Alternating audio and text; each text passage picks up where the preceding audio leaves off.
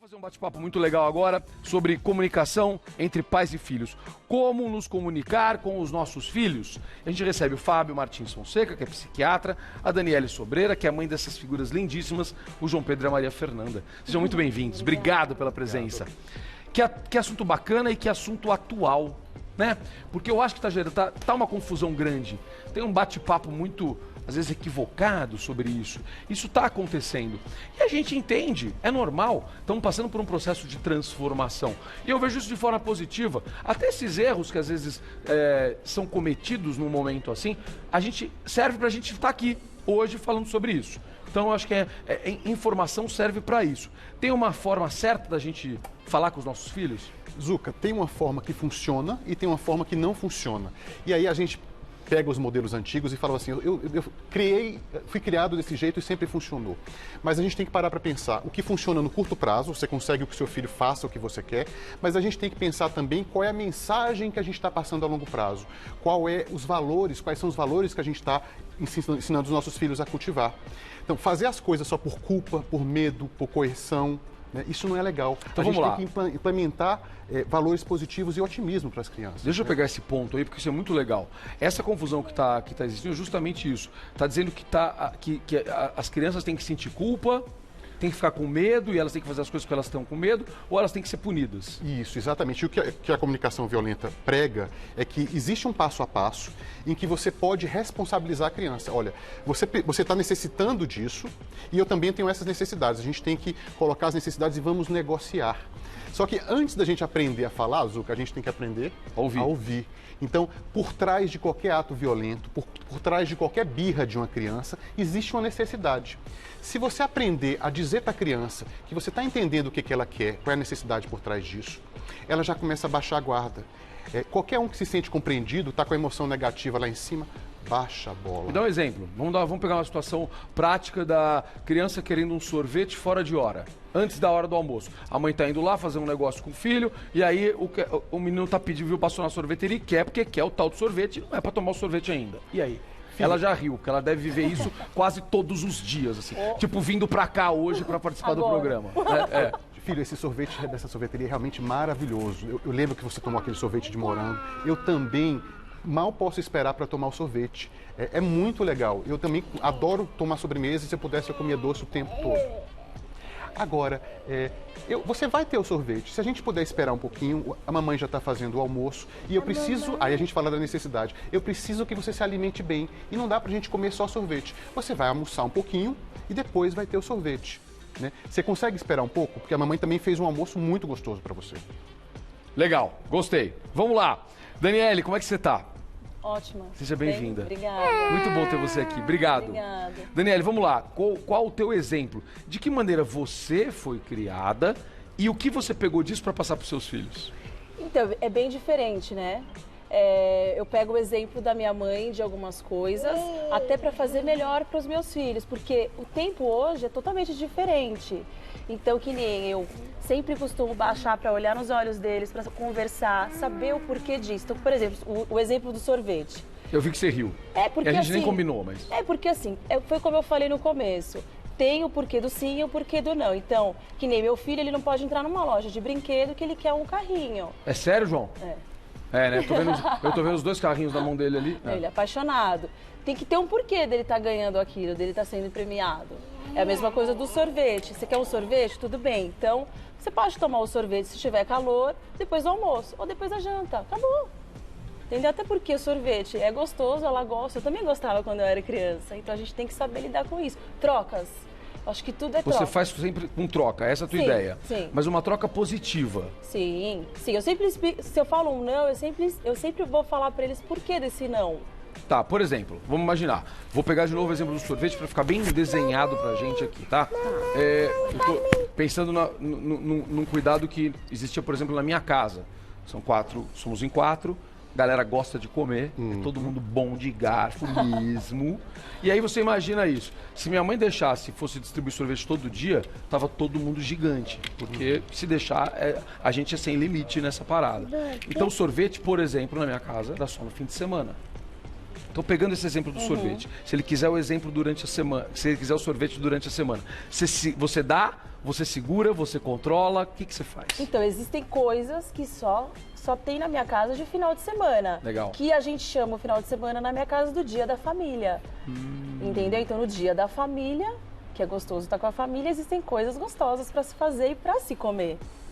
Gostei, vai. Agora, Zucca, às vezes, ou muitas vezes, a gente tem que ser muito firme mesmo. A gente não está falando aqui de não ser claro. Só que você não precisa rotular, nem xingar, nem dar adjetivos para as crianças. Você não precisa xingar a criança, dizer que a criança é preguiçosa.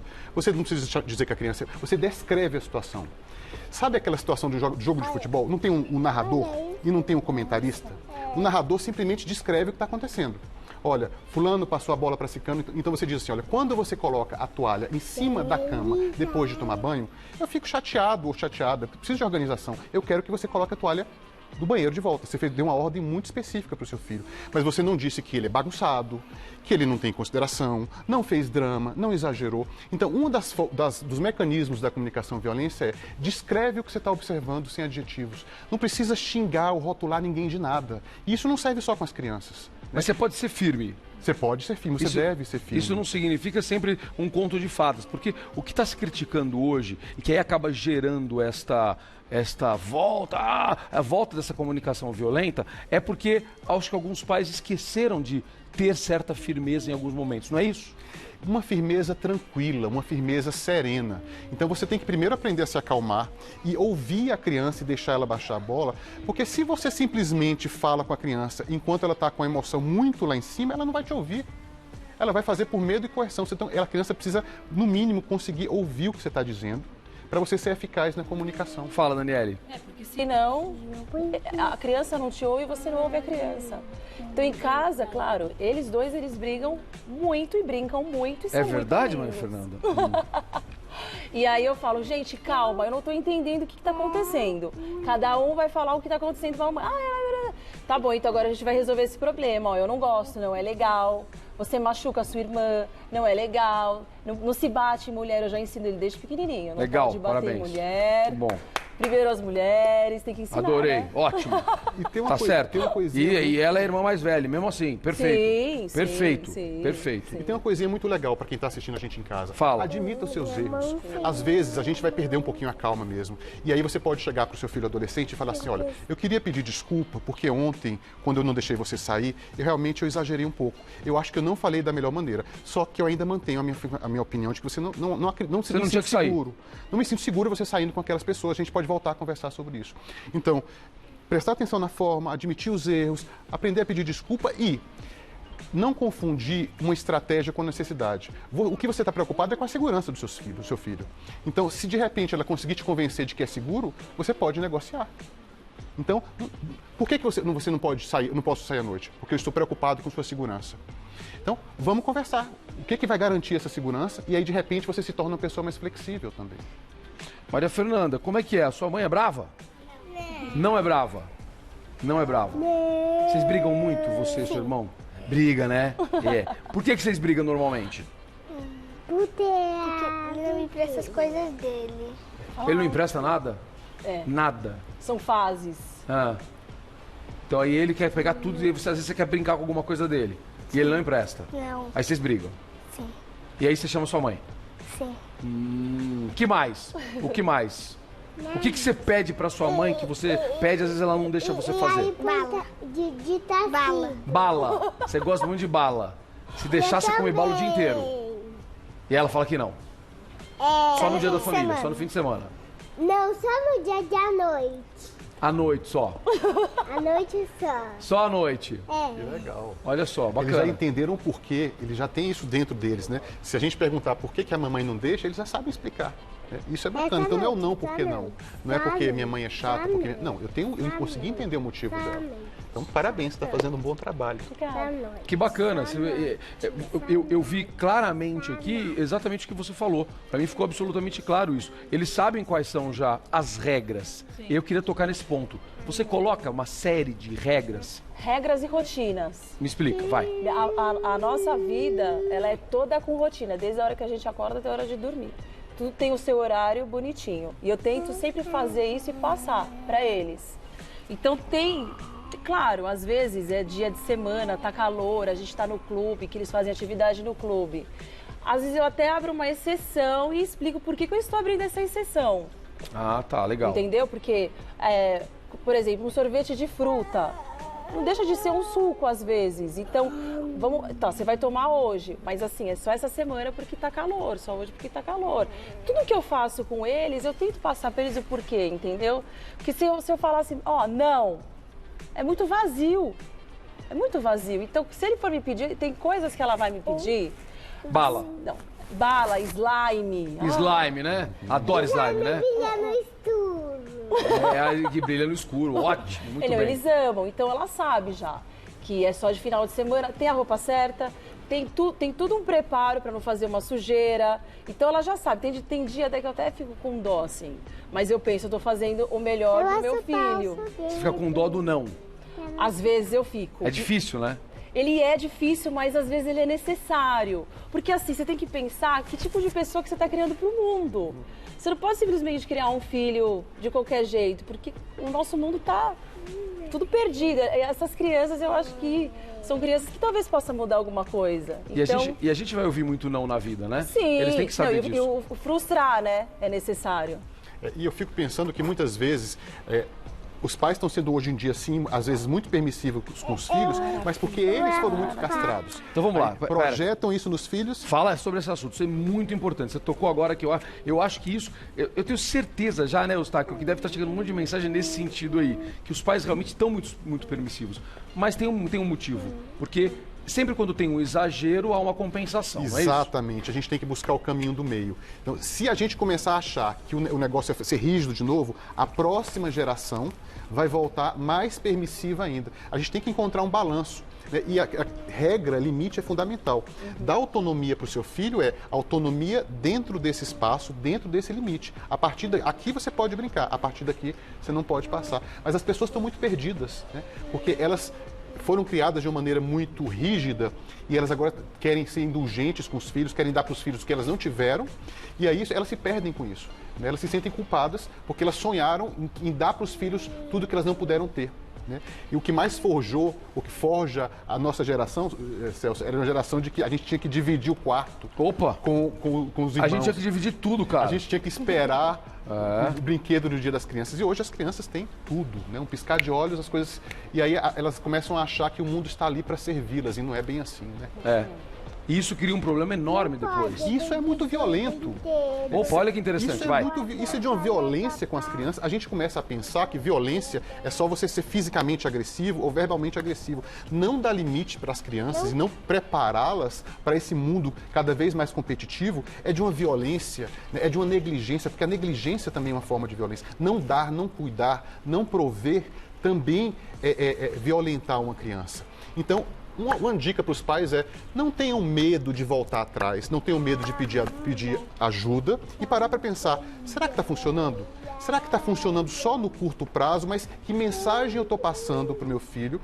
E se ele continuar nessa pegada, que tipo de pessoa ele vai se tornar? Isso é uma pergunta que eu ia te fazer, porque me preocupa a dificuldade que às vezes a gente tem de mudar o rumo, especialmente depois de alguns anos. Porque você já está com uma ideia formada e está dando certo, está para ver aqui, está ótimo. Mas eu tenho certeza que tem algumas amigas nos assistindo agora que falam: meu filho já está com 12 anos ou com 11 anos, está na pré-adolescência ali, com 10 anos, e eu não fiz isso. E ele já tá difícil. Dá para mudar completamente esse rumo? Como é que a gente faz isso? Olha só, pensa num Titanic, num navio. Vai. Né? Criar um filho é empreitada quase como pilotar um navio. Às vezes, para você chegar num destino completamente diferente, você precisa mudar um ângulo. Mudar um pouquinho aqui e persistir, você vai mudar totalmente a trajetória e o destino final. Então, não pense que porque você tem que mudar alguma coisa, você está totalmente errado. Não, você está dando o seu melhor e os filhos nos ensinam. Mudar de rumo com os filhos é dizer assim: olha, meu filho está me ensinando que até agora eu pensei que funcionou, mas agora eu vou ter que mudar um pouco a forma de lidar com as coisas, porque eu sempre vou poder aprender com os meus filhos. Eles estão aqui para me ensinar também. Ela usou um exemplo bacana no nosso primeiro bate-papo aqui, que foi a história de abaixar e falar com eles olhando nos olhos. Por que você tem essa preocupação? Porque a gente está conversando, eu tô te olhando. Imagina, eu sou mais alta, então Quando eu abaixo e olho assim, pra ele, penso eu que ele deve pensar, bom, ela parou pra me olhar. Legal. Entendeu? Porque, né? Calma aí, filho. Não dá. Tem que baixar, olhar. O que aconteceu? Ah, aconteceu isso. O que você quer? Sim, não sei o que. Tá, vamos ver. Então, mamãe, eles falam, aí eu já, oi.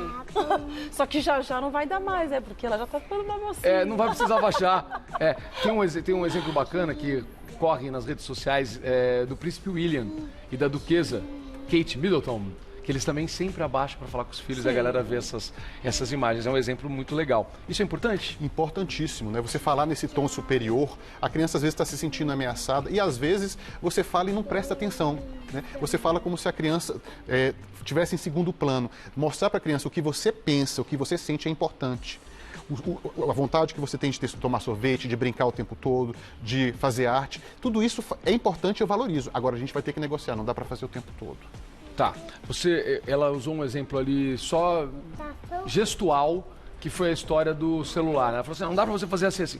Isso aqui virou um problemaço, antes da gente terminar o nosso bate-papo, porque em vários sentidos, na hora de resolver o problema, tá numa confusão, brinca com o celular aí. Esse é um problema. É uma babá eletrônica. Guarda né? aí, essa aqui é um que aconteceu. Não vou te dar meu celular, eu sei que você já fez assim com vontade de brincar. Não, é só eu tô mostrando aqui. E aí, uma coisa. E a outra coisa é o pai fazendo isso. Não faz isso. Nossa. Tô aqui no Instagram, né? Não faz aquilo. Me fala. Duas coisas. Quando você dá o celular para uma criança, você está atrapalhando o desenvolvimento intelectual e da atenção. Ela vai ficar mais desatenta, vai ter mais dificuldade de desenvolver uma série de tarefas. Então, o celular prejudica o desenvolvimento intelectual da criança. Primeira coisa. Peraí, calma. Mas aí os defensores do celular vão dizer o seguinte, mas o mundo hoje é todo digital. As crianças precisam saber lidar com a tecnologia. Mas tem hora para tudo, né, Zucca? Gostei. Vai. Tem hora para tudo. Não servir de babá eletrônica. Então, eu acho que uma criança antes de 12, 13 anos não deveria ter um celular. Antes de 12, 13 anos. Não deveria ficar com o celular o tempo todo na mão dela. E quando chegar alguém e perguntar, oi, Paçoca, e quando chegar quando o seu filho chegar e falar, mas todo mundo na escola tem. E aí? Todo mundo tem, mas eu vou conversar com você sobre as coisas que eu andei aprendendo sobre o mal do celular. E você vai poder ter o celular de vez em quando. E a gente vai fazer coisas mais interessantes. Só que não adianta dizer para o seu filho que você não vai dar o celular para ele, mas não dá atenção, não dá nada em troca. Né? Porque não tem nada mais rico e mais poderoso do que um tempo de qualidade entre pais e filhos. Né? E é muito fácil, muitas vezes, você dar o celular, porque você também roubou você também está nesse esquema, né, Zucca? A gente também está vendido por essa tecnologia. A gente não olha mais no olho de ninguém, a gente vai jantar e almoçar fora e não se conversa. Fica no celular. Fica só no celular. E imagine o mal que isso faz quando os pais que chegaram em casa cansados, muitas vezes... de uma maneira até compreensível, se sentem angustiados e a mãe quer fazer o jantar, o pai também está cansado, e aí dá o celular. Uma saída, uma sugestão. Vamos fazer tudo junto. Todo mundo na mesma toada, vamos todo mundo. Vocês vão me ajudar a cozinhar, você vai fazer isso, vamos ficar todo mundo na cozinha conversando, vocês vão me ajudar a colocar a mesa, vamos nos divertir, vamos transformar isso num momento de alegria, de confraternização da família. Dia da família, como ela falou. E o dia da família pode ser todo dia. Legal. Né? A partir do momento que a gente acorda, a gente está junto e não vai ter nada que vai competir e tirar a nossa atenção. Como é que você faz com esse negócio do celular? Então, eles adoram, né? Só que o celular, no meu ponto de vista como mãe, o dele é diferente. Existem joguinhos também educativos, que nem ela é uma criança que ela adora, ela adora conhecer coisas novas. Então, ela tem joguinho de matemática, ela estuda numa escola que tem alemão, então ela tem um tradutor em alemão, que ela ouve coisas. Legal. Ele já não, ele já gosta de ver séries, o João Pedro, ele ama séries. É mesmo, igual eu, João. Ele adora, só que aí ele vem em casa, não vê no celular. Pra ele é o iPad, né? Tá. Só de final de semana, 1 hora, porque agora você consegue controlar, né? Então ele desliga como se tivesse acabado a bateria, e aí você tem que embarcar isso. Isso é maravilhoso. Só para não ser mal compreendido. Não. Eu acho que você está fazendo perfeitamente. Tá direitinho. Assim, a criança pode ter acesso à tecnologia, mas supervisionado. Sim. Né? Que é o que com hora para começar. Não largar a criança no celular, largar a criança no computador. Não delegar ao celular a missão de educar o seu filho. Exatamente. Ou de cuidar dele. Então, assim, Porque você não sabe se vai passar alguma coisa além daquilo. Claro. Eu assisto tudo com eles. Que nem ela assiste umas séries que eu acho incrível. Eu entro no mundo, assim, o legal de ser mãe, que eu amo ser mãe. Que bom. É porque dá pra ver. eu Evidente. Eu virei isso. criança, eu já sou molecona, eu virei criança de novo. Então, assim, com ela eu brinquei muito de boneca. Agora eu tô no mundo novo, que são os carrinhos. Então é gostoso, então eu adoro assistir série com ele, adoro ver série com ela. Ela se apresenta pra eu assistir ela e assim vai. Que nem assim, ó, na minha casa, uma coisa bacana que a gente faz antes de dormir. Ela tá aprendendo a ler. Então a gente senta na hora da historinha. Então eu acho engraçado que ele, por ser o irmão mais novo, ele pega muito exemplo dela. Então ela lê e ele quer imitar. Sensacional. Não, aí ele lê a história do jeito dele. É super divertido, né? A gente morre de rir. E aí tem a musiquinha que acabou a historinha, todo mundo vai dormir. Perfeito. É muito gostoso. Ai, Ela é um ótimo exemplo, hein? Envolvimento, ela muito está gostoso. envolvida, ela não está terceirizando a educação dela, ela está presente e ela está trocando com os filhos e se divertindo, porque a vida pode se tornar mais leve. Não precisa ser necessariamente um trabalho tão pesado se a gente realmente consegue estar presente naquilo que a gente faz. Não, e se eu esquecer, eles me lembram, tá? Ah, é? Mamãe, você esqueceu da historinha. Você adora a historinha? É ótimo. E está aprendendo a ler? Que coisa linda. Adorei. Olha, adorei receber vocês também. Tá Eu bom. leio historinha de... Carrinho. Eu já sabia. Esse é o Fábio Martins Fonseca, psiquiatra, Daniele Sobreira, mãe dessas crianças lindíssimas, a Maria Fernanda e o João Pedro. Gente, muito obrigado. Obrigada. Adorei ter vocês aqui. Obrigada. Adorei. Bate-papo maravilhoso. Meus tábuas, então faz pra mim. Então tá bom. Você falou, tá falado, né? Você falou, tá falado.